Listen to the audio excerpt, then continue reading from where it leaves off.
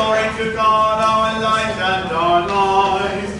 Oh, come, let us worship Him. From John chapter 6. Jesus said to them, I am the bread of life. Whoever comes to me shall not hunger, and whoever believes in me shall never thirst. But I said to you that you have seen me and yet do not believe. All that the Father gives me will come to me, and whoever comes to me I will never cast out. For I have come down from heaven not to do my own will, but the will of him who sent me. And this is the will of him who sent me, that I should lose nothing of all that he has given me, but raise it up on the last day. For this is the will of my Father, that everyone who looks on the Son and believes in him should have eternal life, and I will raise him up on the last day. And I just want to point out one little word here, one little phrase. I am the bread of life. And that has that special line in it, I am. Now, in the Old Testament, the name of God is you'll sometimes see it written like this, which is a little bit hard to pronounce since it doesn't have any vowels. But if you were to pronounce it, it would probably be pronounced Yahweh. And that is I am, or I will be in Hebrew. So every time Jesus says I am something, he's also pointing them to the fact that he is God. Here we get, I am the bread of life. He is the bread that gives life. Let us pray. Gracious Father, your blessed Son came down from heaven to be the true bread that gives life to the world. Grant that Christ, the bread of life, may live in us and we in him, who lives and reigns with you and the Holy Spirit, one God, now and forever. Amen. Our Father, who art in heaven, hallowed be thy name. Thy kingdom come, thy will be done, on earth as it is in heaven. Give us this day our daily bread, and forgive us our trespasses, as we forgive those who trespass against us. And lead us not into temptation, but deliver us from evil.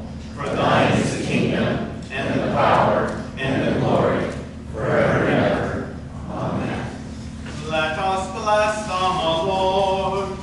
Thanks be to God. The Almighty and merciful Lord, the Father, the Son, and the Holy Spirit, bless and preserve you. Amen.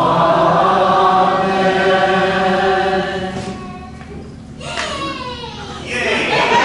Exactly. Sunday school is off to go, but I know that Diane wanted to say just a quick word about Sunday school for this coming year. Diane. Sunday school is beginning of the fall. There's Sunday school is just beginning in a couple of weeks. And I trust that the Lord will provide, but I've always been very nervous about whether I will have a staff. So I finally have 4 and 5-year-olds in the first and second grade, and so I'm looking for my staff for the rest of the grades. If you could check and see if you would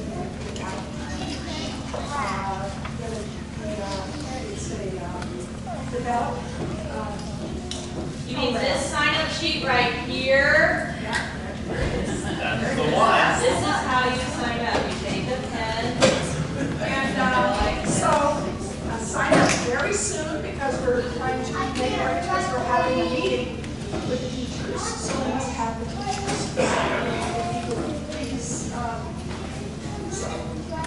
Thank you, Diane. And Munchkins, on with Mrs. Arrington and Mrs. Carroll.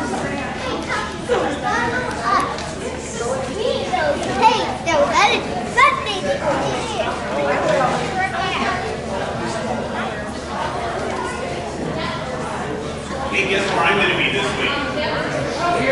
Right here! Finally! After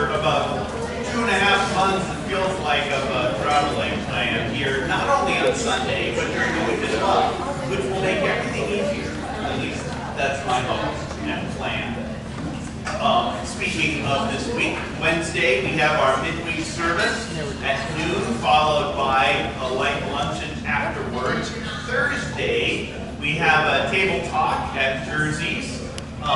We took off June and July. Did we take off May too? I don't remember. All right, we took off June and July, but we're kind of back in order this Thursday at 7 o'clock, and I hope that you will be able to join us. It's on Stanford Ranch by Maku. Is that the name of the Raku, not Maku. Raku's sushi and kind of across the parking lot from Black Bear Diner. Not too far, so I hope you can join us for that or consider doing so. Next Sunday, in between the services, so more or less at this time, we're going to have the dedication of the second floor. So I certainly hope you will all be here for that. What I am expecting we will do, barring better ideas coming forth this week, is that we will go over there and kind of let people tour around for 5 or 10 minutes or something like that. Then we'll do the actual dedication right, which will take 5 or 7 minutes, something like that. Then we'll come back over here and have some goodies. Because we can, and because we're Holy Cross, and that's what we do, which is all good. Am I wrong? No. Deaconess? No. In addition to that, because we have a private action team grant for this event, we are also doing a teacher, academy teacher supply drive. And there's a list in the bulletin, things like Kleenex, Clorox wipes, glue sticks. It's in there. So, feel free to do that and fill up the basket and get the teachers started for the year as well. Wonderful. I'm going to restrain from any sardonic comments from the pastor on the teacher's supplies. For right now. Okay, good. And that's all I'm saying. I mentioned this, and we prayed for Jack's family on in the first service. We will do so again. Our dear brother Jack Soborn died in Christ Thursday night. Am I right on that? Was it Wednesday or Thursday? I think it was Thursday. I found out about it Friday morning while I was in St. Louis. Pastor Meyer, of course, took good care of them as well as the deaconess. The service is on Saturday, August 25th. So not this coming Saturday, but the Saturday following there. And I have a lovely sign-up sheet for helping with whatever you are able to do. Appetizer, sandwich, finger food, dessert, fruit or veggie platter. And I will pass that around. We'll start there, just kind of wend our way across. So that is in 2 weeks, Lord willing. That same day, in the evening, many of you probably remember, or might remember, that Rick Felix went and did a tour of Israel with Pastor Jordan this past January, and we've been trying for about 8 months to come up with a good time to sort of look at some of these pictures and talk about them. So we're going to do that on August 25th, on that Saturday night from 6 to 8. We'll have snacks and beverages, and a final time will be had. I think it will be very, very interesting. It's always worthwhile. I try to bring pictures in as much as I'm reasonably able to as we discuss the scriptures, but I think that this will be really fun. So I hope you're able to come for that. So that's that Saturday night in 2 weeks, roughly. Anything else on that, Rick? That cover it? All right. So this won't be one of those. Awesome. Did I bring the book along? I don't think I did. This is a book that I just wanted to draw to your attention. When I find it, I will pass it around. Pastor Espinoza, Al Espinoza, is the author of this book, Faith That Sees Through Culture. Did I leave it in there, Rick? All right. So Rick's going to get it for me, and I'll pass it around. Pastor Espinoza is at St. Paul's Lutheran Church in Irvine, California, and, by the way, is Peg Holland's pastor down there, which is kind of cool. Thank you very much. And he was at the Higher Things Conference we went to with the youth a couple weeks ago, and is a book that Concordia Publishing House just put out that he has written that I think will kind of draw together a lot of the things that we end up talking about around here. The relationship between faith and culture, as in faith against culture, is culture kind of shaping faith? What's the relationship between these two things and how do they work? I like, and Pastor Espinosa quite a lot. We had a number of our kids and adults that went into to his sectional on apologetics and really appreciated it. So I'm looking at this. I don't know if we'll do like a book thing and maybe spend a Saturday morning talking about it together. I'm going to start it here and just pass it around. I'll do a sign-up sheet in a week or two maybe, and we can kind of think through that. But if you're interested in that, I just wanted to draw that to your attention. All right. Are there any other announcements? I forgot. I already seen it into myself. This is a sign-up sheet for the Israel thing in a couple Saturdays. So if you're hoping to try to come to that, please sign it. This is not a sign in blood or anything, but just to give us a ballpark idea for who we will set up. Any other announcements? I just want to say real fast, Lily and I went to Pastor Espinosa's class. Yes. It was one of our favorite classes we went to, and I don't know if I met a nicer guy at that conference. He came up to, there was probably 40 to 50 people in his class. He came up and personally introduced himself to each person in the class, thanked them for coming, and his class was excellent, and I'm really excited for this book. Good. Very good. Personal testimony by Suzanne. So, Walt. And I got the book, it's good. And you got the book too. All right. Personal testimony number 2. Also good. Any other announcements? All right. Let's get to Matthew while the getting's good. Get to the right spot.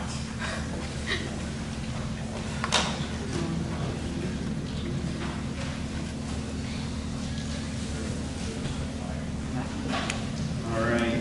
Last week we did the parable of the wise and foolish virgins, and this week we have at least the parable of the talents, or the minas, M-I-N-A-S, and probably the parable of the sheep and the goats as well. That's kind of my plan. So if you have a scriptures in front of you, turn to Matthew chapter 25, verse 14 and following. If not, look up, and it's there.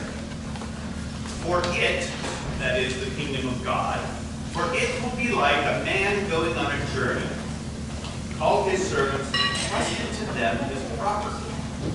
To one he gave 5 talents, to another 2, to another 1, to each according to his ability.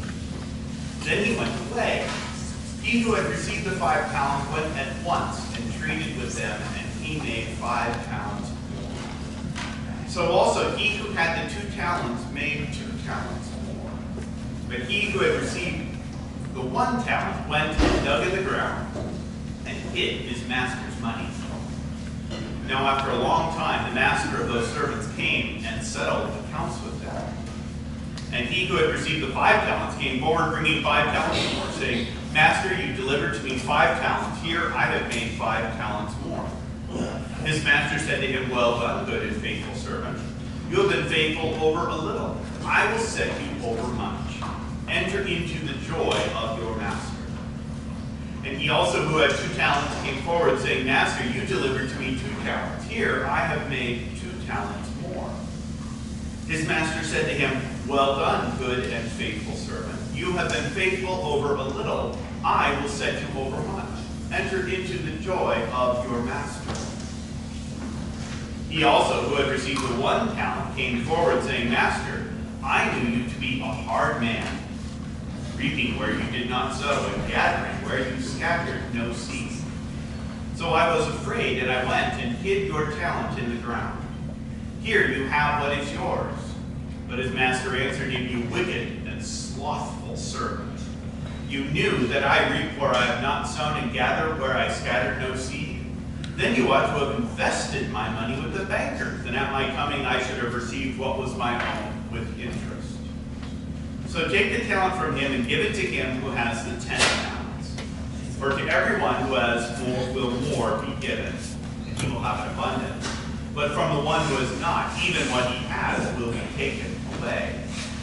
And cast the worthless servant into the outer darkness. In that place there will be weeping and gnashing of teeth. All right. Well, here are needed the light for just a second, Seth. Got a couple pictures on it just to take a peek at for a moment. Here you can see the tree and the anything grab you on that picture? It's kind of I think it's kind of an interesting one.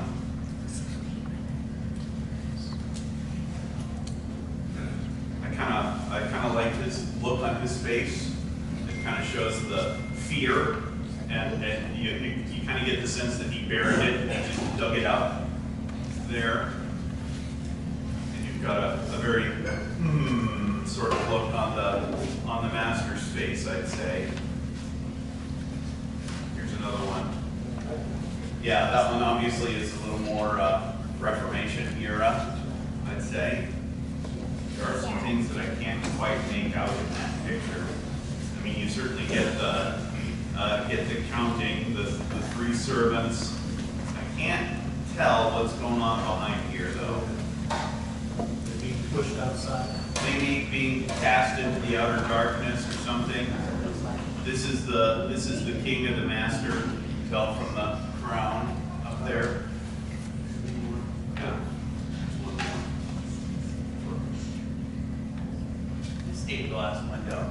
Every once in a while, usually stained glass windows tend to follow doctrines, or depending on the church, doctrines or saints, or maybe the creed or the Lord's Prayer. Every once in a while, you'll find a stained glass or church that will have parables or stories from it. Yeah, Larry. Isn't that the whole idea of stained glasses though, before they could read? Right.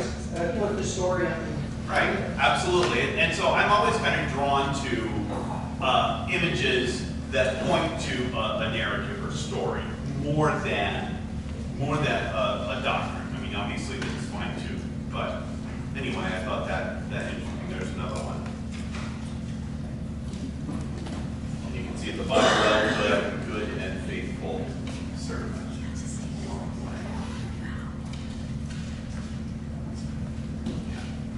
All right, let's go back. We didn't hit the light. Thanks. So first question, kind of thinking big, and I want to point out something that has totally defined our interpretation of this story in the 20th century, to the point where it is, I would say, nearly impossible for us to hear or read the story any other way.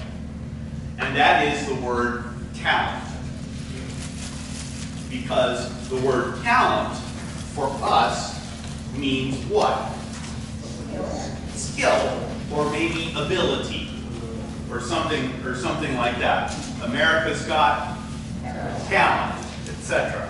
So when we see the word talent, that's what we're assuming is skill, ability, and then you're kind of off to the races on doing a skills inventory or talent inventory or something like that. All right. That's just not what the word is, and it's not what the word means. It's a unit of measure of money. I mean, and we can see that from the story, right? That it's a unit of measurement, a mina. But because of that connection in English, that kind of aspect of this parable has kind of hijacked the whole thing, so that it's impossible to see anything else in the parable. So I don't want you to think of the word talent there. I want you to think of, let's say, let's just make it real simple and put $1 in it. Because it is a unit of monetary measurement. Now, we'll make the application in a second, I promise. But in order for us to kind of get at how this was heard at the time, that's step number one. So taking that, so 20 gets $5, 20 gets $2, 20 gets $1. And then he goes away. So we can tell the story very simply and very quickly. A master's going on a journey. He's got 3 servants. He gives each one of them a little bit of his money and says, "Go, do with this the best that you can, and when I come back, we'll settle accounts." Okay, that's the point of the story. He comes back, and the one that had $5 gives him 10. The one that had $2 gives him 4. The one that had $1 gives him $1. And kind of the whole point of the thing, or a big part of the point of the thing, is how the servants viewed the master determined what they did with the money. Let me say that one more time. How the servants viewed the master, how they saw him, determined what they did with the investment, with the money. So the first 2 servants, the one with 5, the one with 2, simply follow what the master said. And we don't hear anything, do we? We don't hear anything about how they did it. Right? We don't hear, did one of them put it into a hedge fund and the other one buy a farm? We don't hear anything about what they did. Only that they did. Okay. Did you have your hand up, Gary? Yeah, there's no mention of how they perceive the master. Only the one that was how he perceived. Yep, and that's an interesting part of the story, I think, is that for the first 2, we never hear anything about their relationship with the master, their understanding of the master. Although I would suggest that it is assumed or implied by the fact that they simply do what he says. And the amounts they gave him. Pardon? And the amounts. And the amounts they gave him, that he gave them, sure. Yeah, and that is it. It's simply, they heard his word and followed it. They listened and they did. And we don't actually get that either. Yep, we don't get the word receive or obey or anything along those lines. But that is, again, they are listening to what he says to do and they do it. And it's just that simple. And so the first 2 each do, and they have a return on what they have given. But let's look at this third servant, because he's the problem child. He's the one that's kind of in a pickle here. And so he comes forward, and he starts with what I can only describe as an excuse. Is that how you read this? This is kind of well, I knew you to be a hard man, reaping where you did not sow, gathering where you scattered no seed. So his understanding of the master is that the master is hard, unbending, unreasonable,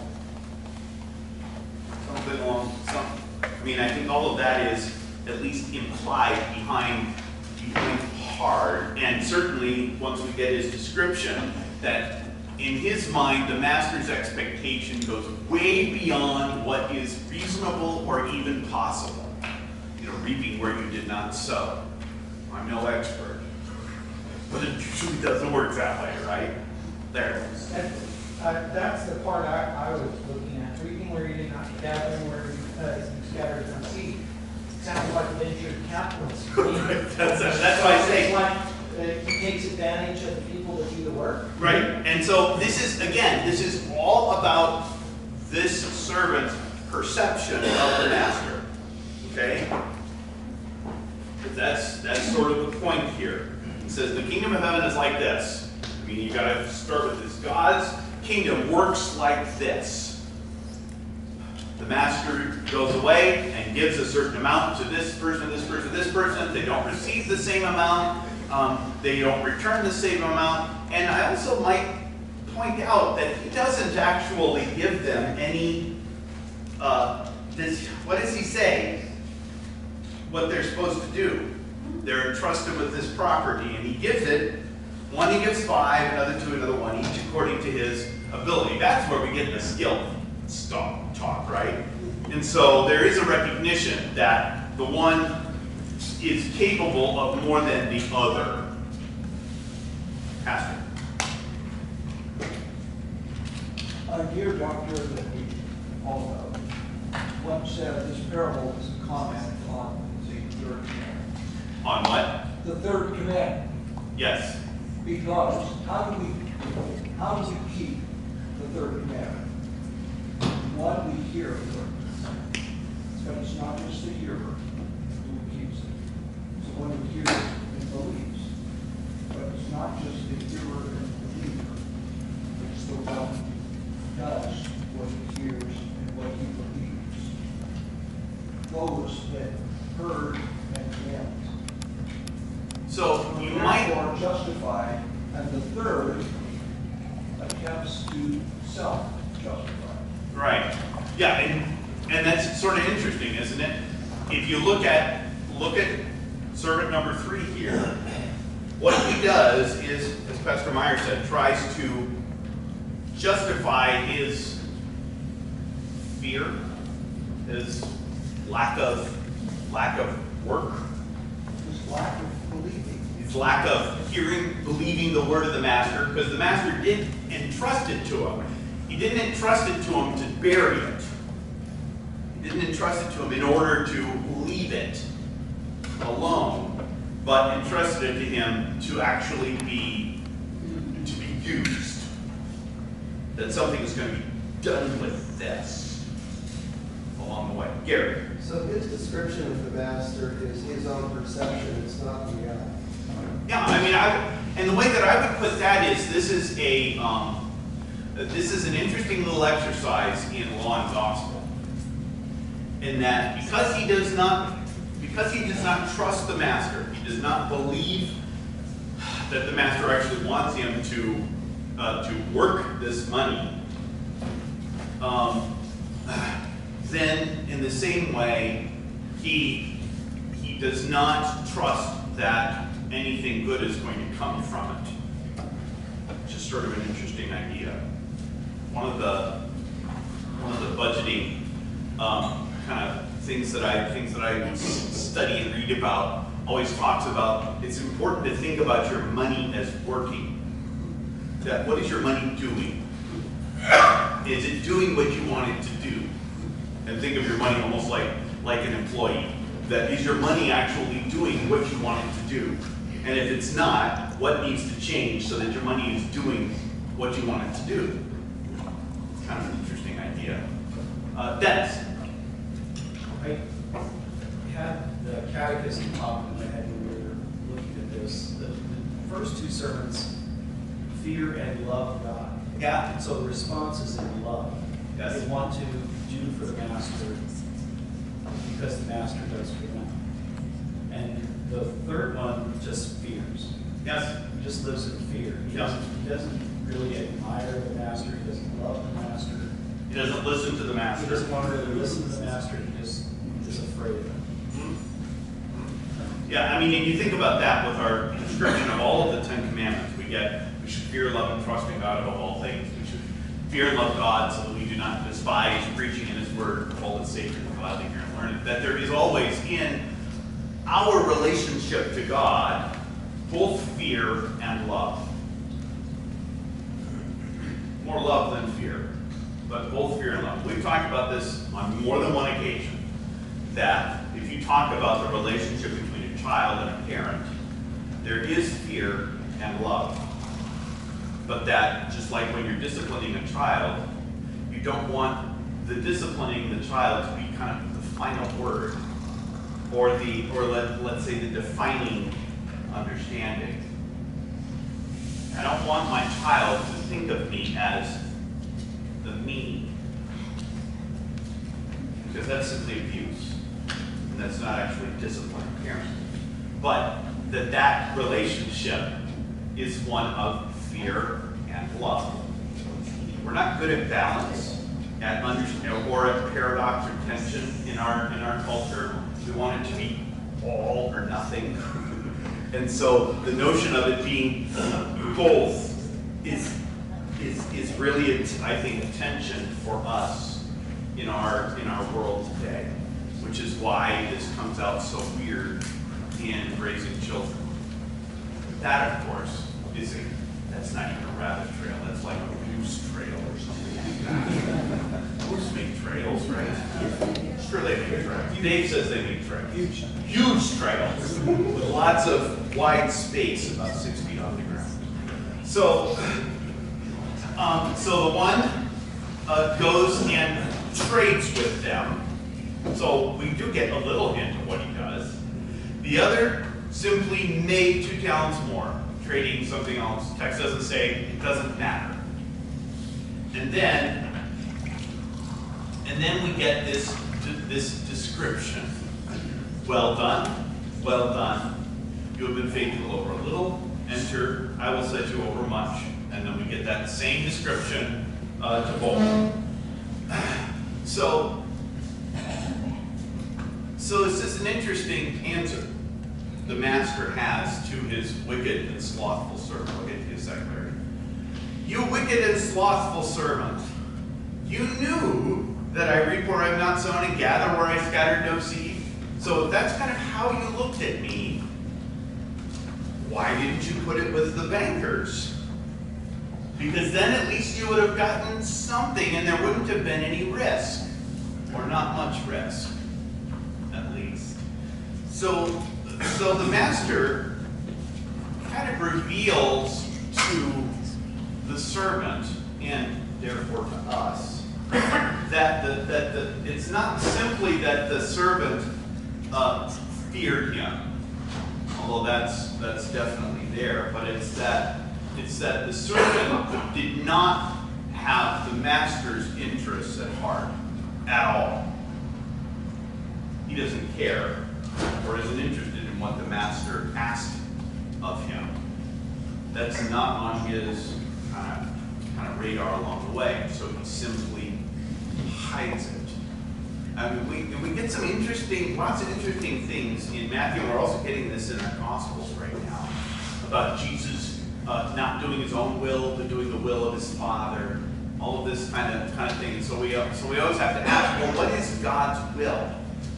What is God's will for me, and I'll say through me, for my neighbor? That's kind of the implied question there. Larry, and then Barbara. The concern I have about this whole thing is that you're substituting 14 faith for it and talent, God's word. Then it makes it all kind of transactional rather than by grace. At least it can be read that way. Well, and I think that, and it's a very good point, and I think that's one of the potential dangers of this parable.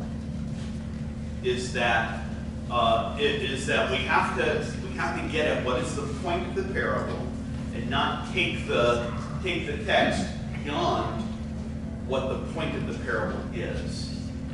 I would argue that if you kind of steadfastly avoid our Western desire to parse out every single thing into having a parallel, and ask, what is the overall point of this? The overall point of this is be faithful in what God has given to you, because God has entrusted it to you. Receive what God has given, and trust that God knows what he's doing. Okay? So that would be, I'll argue, an overarching point. But if we start to get down and do all of these, this means this, this means this, this means this, we can back ourselves into some very strange places. Barbara, and then Rick, and then Howard. It seems like such a terribly harsh consequence, for the third man. He's thrown into darkness. Yeah. He protected the money by bearing it, but it seems to me that the point of this is not what he did with the money, but his motive. It shows a lack of trust. If he would have trusted and believed that his master was a good and honest man, he would have done his best to please his master. And that the master for the other two men says, what does it say? Something. Enter the joy of the master or something. Right. And he's lost that because he did not trust. Yeah, he didn't hear what the master said, believe, trust the word and instructions of the master. And again, that's the point. So it's really like basically the master, okay, so you look at me as through the law, okay, then we're going to give you what you asked for. Here's the law answer, the law response. Again, think of Adam and Eve in the garden. Think of Adam.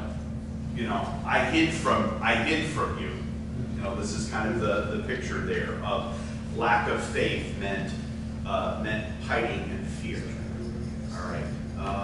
Who is next? Rick, then Howard. I think it's easier for me if you look at it, because this is truly a grace and law issue, and it helps me look at the dollar amounts, because getting mixed up the dollar amounts, so it's about 20 years' wages. Considering America today, $50,000 average annual salary, that's $1 million. So right. If your boss came up and gave you $5 million, how would you react?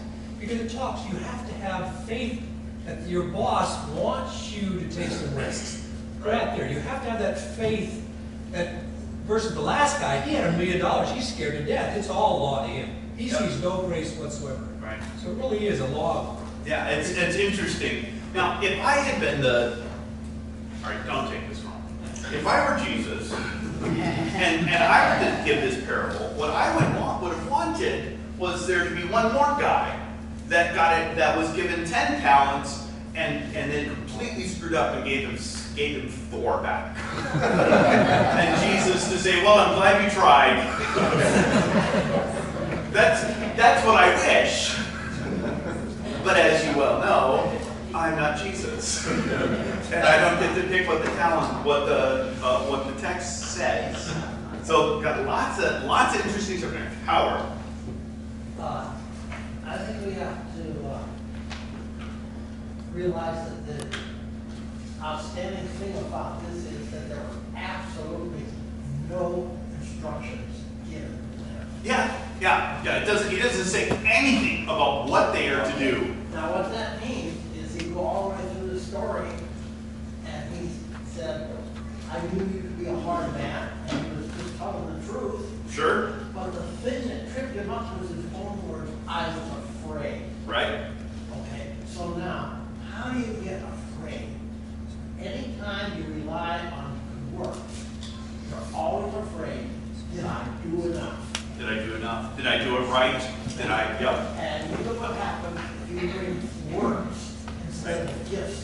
That's kind of an interesting perspective. It is. And just to make a little bit of application to this, and this is like every stewardship program ever written has this as one of the basic texts, right? Every one of them. And that's not wrong. It does kind of miss the faith point often. So it does, but we certainly can kind of extrapolate or make application and say that because of grace, because God has given us all things for Jesus Christ our Lord, we don't need to act out of fear in anything that we do in loving our neighbor and loving God. So when I'm asking the question, and how we as a church need to continually be asking ourselves the question, how do I love my neighbor? Where is my neighbor?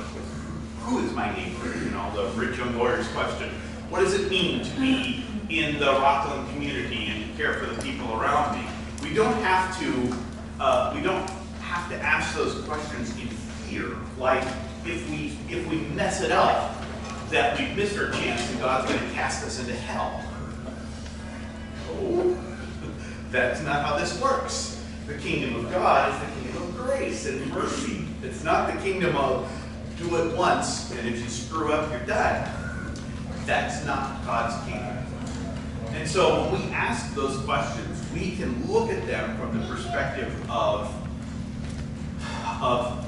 I'll say, of freedom, and not from the perspective of fear or unbelief.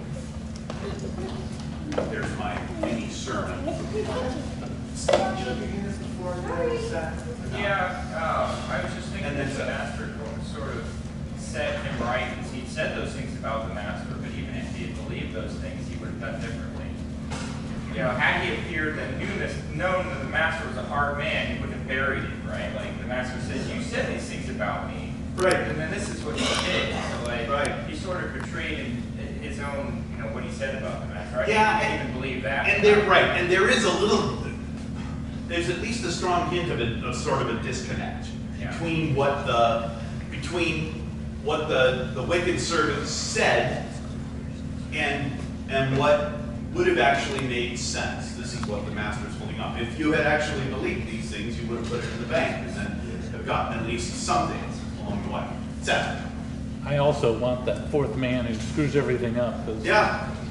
But at least I know where I was in the parable then. But isn't the point of not having that guy that if you trust in God and do what he says, it's going to be all right. It's going to be good. It's going to be fine. Yes, I expect so. And I think that I would argue that may not be the primary point of the parable. That is obviously true. But the point of the parable is not simply do anything because it doesn't matter, because God's going to forgive you. Do what God says. But rather that act in love because God knows what he's doing, which is a little bit of a different thing. And so we could say when it comes to loving our neighbor and acting in love, that God knows who we are, he knows what we need, and that we can trust him to love and care for us along the way. And so I don't have to act out of fear. Pastor Meyer. Ada first. Ada first. I'm sorry, I missed you, Ada. Please. Okay, I'm this part of it.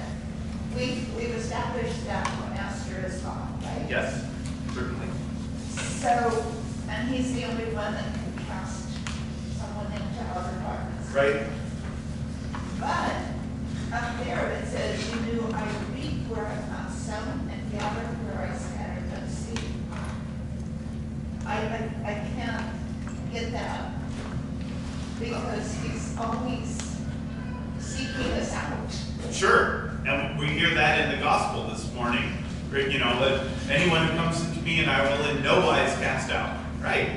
Well, and I understand your dilemma there, Ada. Here's the way that I would probably answer that. God does reap where he has not sown and gather where he scattered no seed, because God is the creator of the seed and of the sowing and of the reaping and of all things. And so that's kind of putting the wrong categories on God. But I will ruminate on that a little bit, because we're going to get a similar challenge with the next parable, which is the sheep and the goats. Okay? So we're going to circle back to this exact challenge, and it's maybe even clearer as she goes. Pastor Meyer. So parables have literally one point. Sure. This parable begins. The rule of the heavens is like a man. So the rule of God or the kingdom of God, whichever way you want to use that term, is like a man. And as you said, this man knows what he's doing. Believe his word, do his word. That's like the man.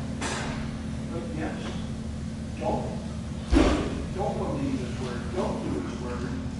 And he's like a man who will say, you don't belong. The whole difficult thing is, this is a man who comes mercifully, graciously, with working faith, so that you would do. You don't believe, you don't do. You don't want to be part of what happens. I can't argue with that as much as I would like to. But I guess I would add to this. We do also have to read this parable within the kind of the broader context of these other parables, where we're talking about what is the last day. We had the parable of the wise and the foolish virgins. We get this one. Then we're going to get the parable of the sheep and the goats.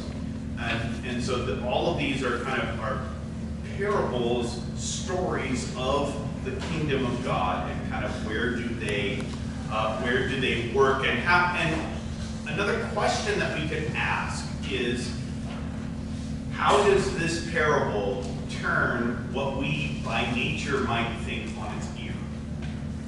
That, I think, is an interesting question, because that, again, is always what parables are trying to do, is to get us to look at things in a new light, in a different light. Walt, and then Ben. I think you take the money aspect out of it completely and just go with ability. Then it gets really plain that he gave each, like, he gave you 5 ways to do something. He gave you, sure. Our guy has super ability. Right. The last guy, he's only got one thing that he can do, and he didn't do it. And he didn't do it. He didn't, and that's sort of like no faith. Right. Right.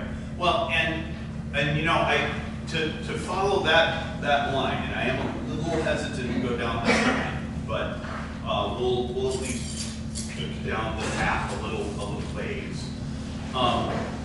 You do get Jesus saying, to whom much is given, much is expected. That kind of note, or in the words of Spider-Man, right? With great power comes great responsibility. So there's that kind of similar notion. I mean, Spider-Man did not come up with that. That's actually more from the Bible than from Spider-Man. But I'm glad Spider-Man's in it. Or actually, Spider-Man's home. I digress. Ben. So I think one of the biggest contrasts you make is with Jonah. Jonah's outside Nineveh, and he's actually mad at God and says, right. I knew you were gracious and merciful and around and steadfast. Right. That's why I didn't want to go. Right. Because they would actually believe us. Yeah. Yeah. And that's sort of an interesting thing. And I do wonder occasionally if our fear of showing mercy is that people are going to actually show up. You know? Because mercy's messy. It really is. You get all sorts of people that you may not think are worthy of your presence. And, that just kind of messes with a lot of stuff. But that's mercy for you. Now, did I get you all the power? Now, you can watch this. I can't. What you need to do to get Jesus to say what he said. Okay. Okay. So what you need to prevent that is justification. How much justification? 100%. 100%. If you come along and say, well, gee, I got a little bit of my money in on it. Right. I got some works. Right. No, you haven't done You haven't, right. You can't measure enough in order to make that work. No, amen for that. I agree. Next week, we will look at the sheep and the goats. Pastor Meyer, last word. When we begin next week, notice that the comment on the first two servants and the last servant is actually done in this section. Okay. Because this chapter begins, the kingdom of heaven is light. It is light. And now we begin again, and we deal with a comment on the first two justified and the last unjustified. Then it's connected to the ongoing narrative of this. All right. Always bringing more out, just like the gospel. Let's close with the benediction. The grace of our Lord Jesus Christ and the love of God and the fellowship of the Holy Spirit be with you all. Amen. Thank you, everyone. Don't forget, next week is our dedication for the second story.